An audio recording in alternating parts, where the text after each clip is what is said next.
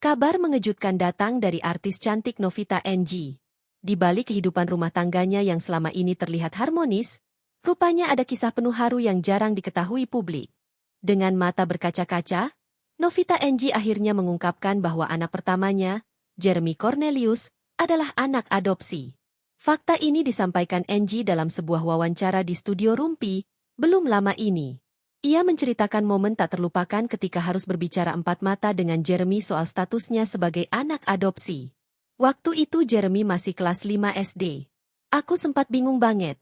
Mikir keras gimana caranya ngomong supaya dia bisa mengerti tanpa merasa hancur hatinya. Ungkap Novita NG dengan suara bergetar. Keputusan untuk mengadopsi Jeremy dilakukan NG dan suaminya, Sabto Haryo Rajasa, setelah ia divonis dokter tidak bisa hamil karena masalah kesehatan yang serius. Meski demikian, mereka mengasihi Jeremy sepenuh hati layaknya darah daging sendiri.